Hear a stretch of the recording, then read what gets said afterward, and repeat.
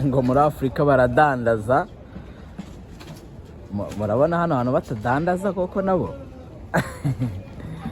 Nuko abantu babivuga, abantu ntibabyemerera, ariko no muri hano hose baradandaza. Ya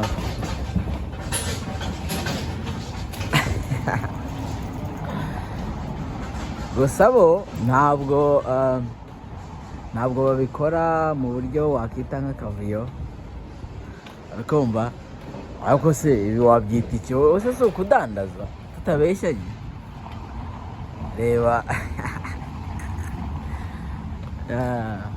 urakumva. Ariko igitangajeho nta muntu ubireba, murabibonye. Abantu baba biteretse hanze bigendeye, nta byo kuvuga ngo ninde ubireba ninde ubicunga. Abantu nyine baba batuje, ntabwo wavuga ngo abantu kuko ibyo kurya batabigira ikibazo.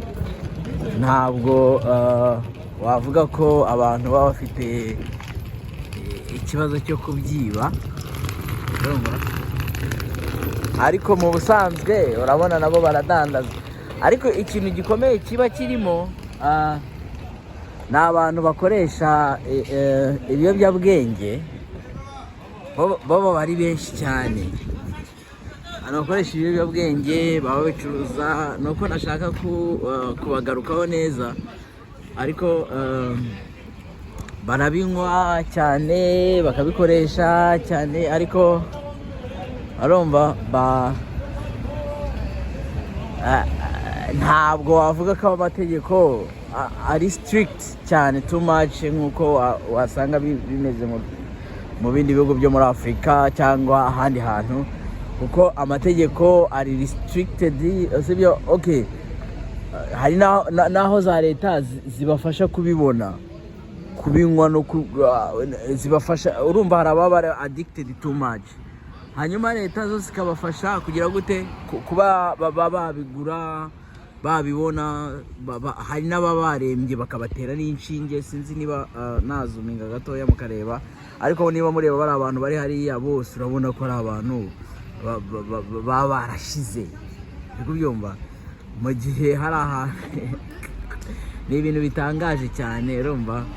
Abantu baba barabaye imbata z'ibiyobyabwenge. Murebe ukuntu baba bameze, urumva.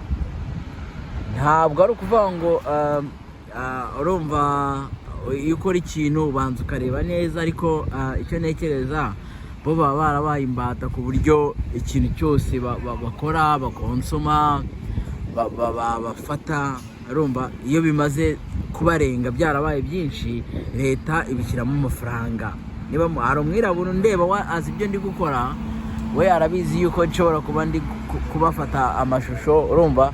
We abyita akabireba, ariko iyo witegereje neza urabona ko abantu barashize, ariko byumva.